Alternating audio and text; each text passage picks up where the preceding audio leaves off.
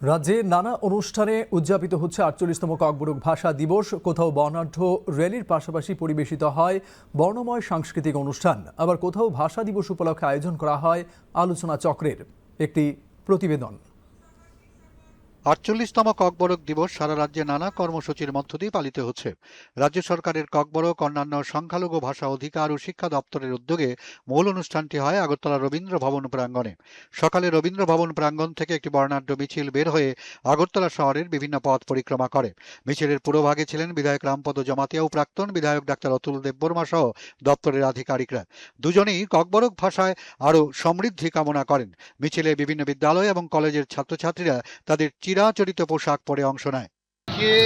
এই যে ৪৮তম আমাদের ককবরক দিবস উদযাপিত হচ্ছে, পালন হচ্ছে, আজকের দিনে আমি সমগ্র ককবরকবাসী এবং ত্রিপুরার সমগ্র ত্রিপুরাবাসীকে শুভেচ্ছা জানাই, অভিনন্দন জানাই, ধন্যবাদ জানাই এবং আমি ভগবানের কাছে এটাই প্রার্থনা করি যে আমাদের ককবরক যেন অমর থাকে এবং ককবরকের জয় এবং উত্তরোত্তর তার যে বৃদ্ধি সমৃদ্ধি আরও উচ্চস্তরে পৌঁছক, এটাই আজকের দিনে আমার শুভকামনা। ককবরক দিবস উপলক্ষে গোমতী জেলার করবুক পাঞ্জিহাম উচ্চতর মাধ্যমিক বিদ্যালয়ের অডিটোরিয়ামে এক অনুষ্ঠানের আয়োজন করা হয়। অনুষ্ঠানে ককবরক ভাষা ও সংস্কৃতির তাৎপর্য তুলে ধরা হয়েছে। অন্যদিকে গোমতী জেলার মাতাবাড়ি ব্লকের কালাবন সদরপাড়া হাই স্কুলেও যথাযোগ্য মর্যাদায় ককবরক দিবস পালিত হয়েছে। রেলিকে কেন্দ্র করে সমস্ত যে ককবরক ভাষা যে দিবসকে আমরা উদযাপন করতে যাচ্ছি এবং আমরা সবাই একসঙ্গে আমরা আজকে এই দিনটাকে পালন করছি। ককবরক ভাষা দিবস উপলক্ষে আজ গোমতী জেলার অমরপুর মহকুমা প্রশাসনের উদ্যোগে স্থানীয় আনন্দ ধারা হলে এক অনুষ্ঠানের আয়োজন করা হয়। অনুষ্ঠানের উদ্বোধন করেন বিধায়ক রঞ্জিত দাস। একই সঙ্গে জনজাতি কল্যাণ দপ্তরের উদ্যোগে আজ থেকে ৩০ দিনব্যাপী প্রশিক্ষণ শিবির শুরু হয়েছে। এছাড়াও অমরপুর মহকুমা ভিত্তিক জনজাতি লোকনৃত্য প্রতিযোগিতা অনুষ্ঠিত হয়।